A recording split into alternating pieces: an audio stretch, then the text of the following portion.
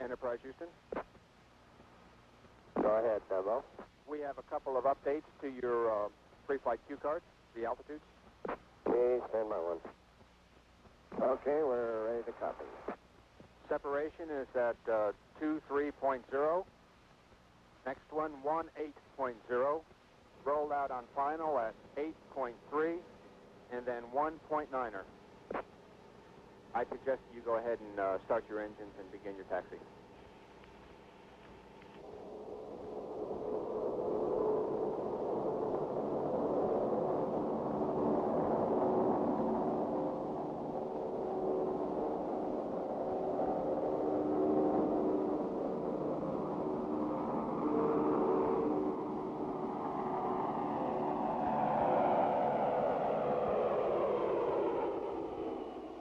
It's called Enterprise, first of the Space Shuttle orbiters, the beginning of a new space transportation system.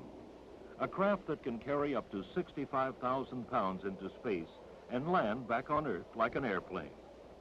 5 times, 2 astronauts were carried piggyback atop this 747 jet and released. 5 times, they brought the huge spaceship in for powerless landings. Okay, the gear is coming down at 270. Gear coming. Doors open and they're all down, coming down. Look down here.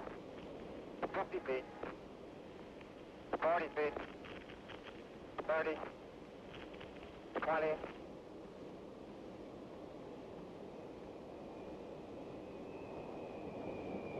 15. 10. Holding 10. 220 and about 5 feet. Summing up the year's work for all 4 of the astronaut crewmen, astronaut Gordon Fullerton. We're at the end of the approach and landing test phase of this program, but it's really not an end, it's a beginning. It's just a small step really accomplished toward getting the orbiter into space, and in that aspect, I'm looking forward to more of the same exciting times as we continue on toward that first orbital flight. Enterprise will not be the first shuttle into space, but this one will be. Shown here being assembled by Rockwell International, it is simply designated Orbiter 102. 102 is undergoing construction right now in Palmdale, and it's scheduled to be shipped the middle of next year over to DFRC, where we'll perform a hot fire test on it. We will mate it to the 747 and fly it to Florida in preparation for launch into orbit in March of 1979. After about 24 hours in orbit on 102, it also will land here at DFRC on the lake bed in a manner similar to the test flights that we just completed on the approach and landing test. Also completed this year, the 154-foot-long, 27.5-foot-wide external fuel tank for the shuttle. Designed and assembled by Martin Marietta at NASA's Michoud Assembly Facility near New Orleans, the external tank will fuel shuttle's 3 main engines on the way to orbit. Another major milestone for the new space transportation system was the successful test firing of one of the 2 Thiokol solid rocket motors that will also help boost the shuttle orbiter into space. This animation shows how they work during launch. The 2 solid rocket boosters strapped to each side carry their own propellants and burn for about 2 minutes before separating. Their onboard parachutes will then bring them back to Earth for recovery and reuse. The large external fuel tank continues feeding the shuttle engines for an additional 6 minutes, separating just before the shuttle reaches orbit. This is the only part of the shuttle system that will not be used again. When NASA announced it was recruiting between 30 and 40 new astronauts, more than 8,000 hopeful candidates responded, including over 1,500 women. The Johnson Space Center in Houston is in the final screening process to select from this group both mission specialists and pilots for future space shuttle flights. To get a feel for handling large structures in space, engineers at the Marshall Space Flight Center have been practicing underwater, the closest you can come for long periods of time to simulating the weightlessness of space. It's anticipated that the shuttle will make the building of large space structures possible, as well as the assembly of heavier satellites and instruments to better observe Earth and provide improved communications.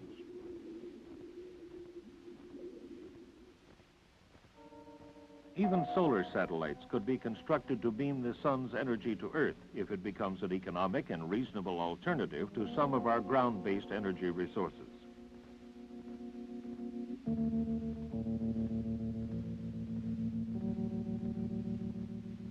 Many of the early shuttle flights are already booked with confirmed payloads, according to NASA's Director of Pricing, Launch Agreements, and Customer Engineering Services, Mike Smith.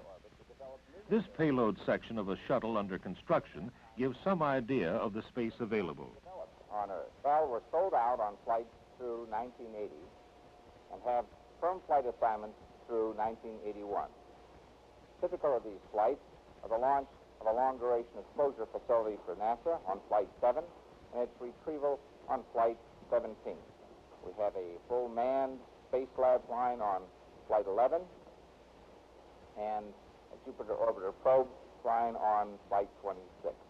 We have numerous communication satellites being launched for Telesat Canada, ComSat, Satellite Business Systems Corporation, and India in the early 80 and 81 time period. Manufacture of the first flight unit has begun on Spacelab, shown here in mock-up. Spacelab is unique because it represents a cooperative venture by NASA and the European Space Agency.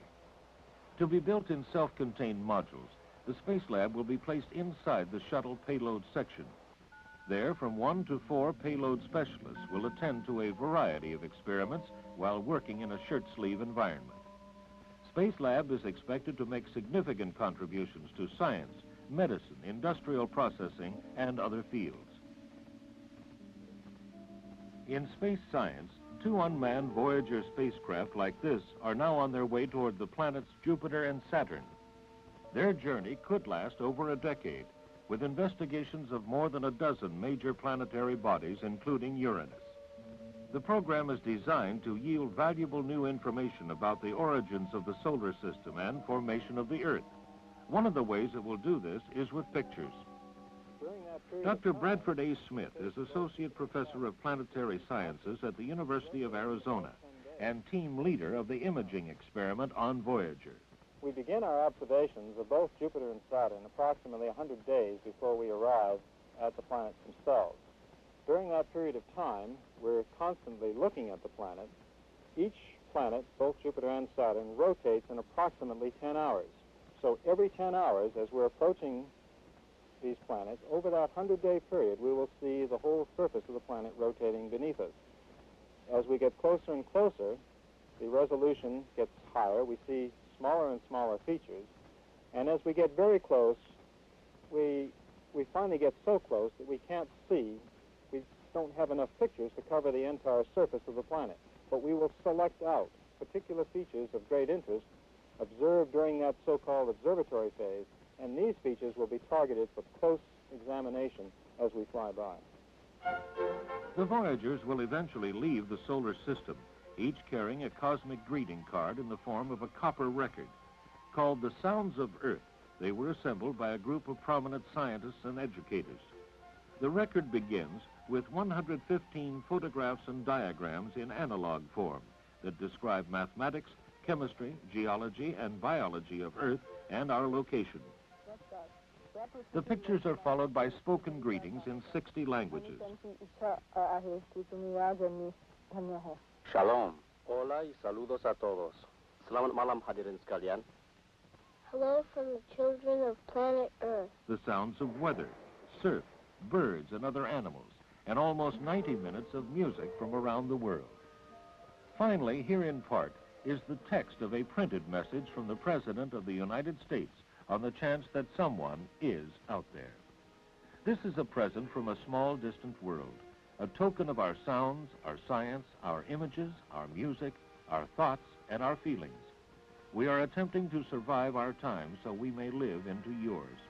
We hope someday, having solved the problems we face, to join a community of galactic civilizations. This record represents our hope and our determination, and our goodwill in a vast and awesome universe.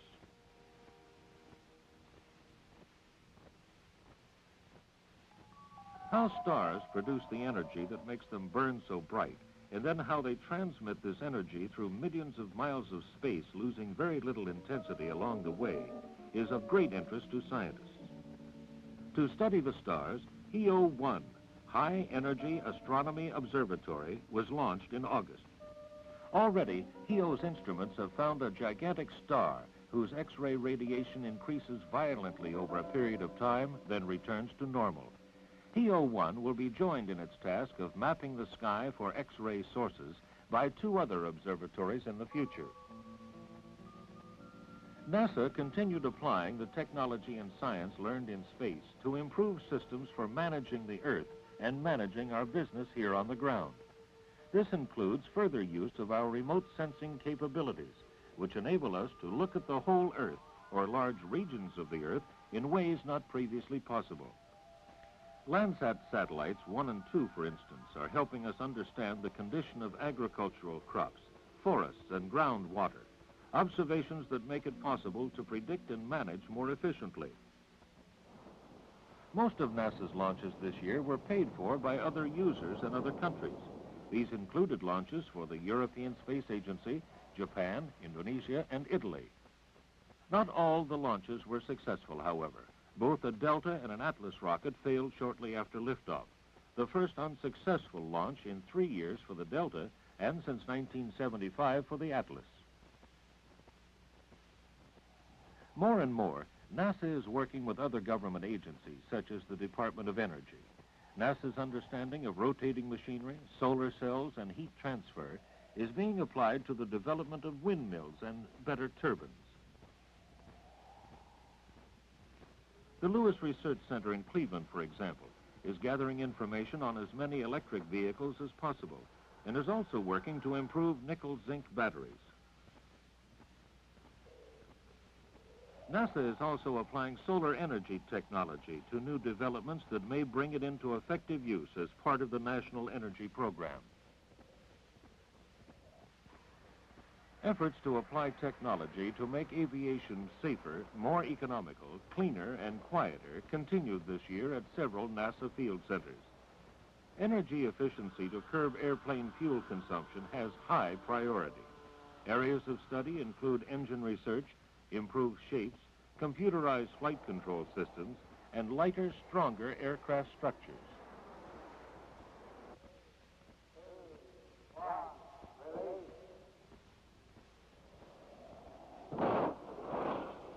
These crash tests at the Langley Research Center are an attempt to find out what happens when a general aviation airplane does just that. The highly instrumented plane and dummies should help aircraft manufacturers build even safer airplanes in the future.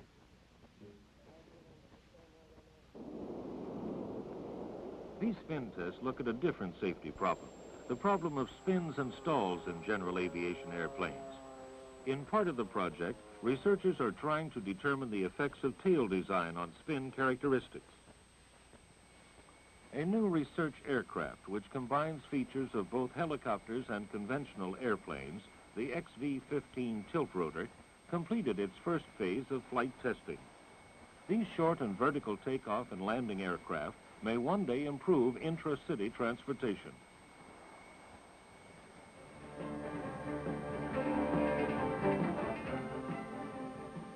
(1977), an important year for both aeronautics and space research, with much of the technology finding down-to-earth uses.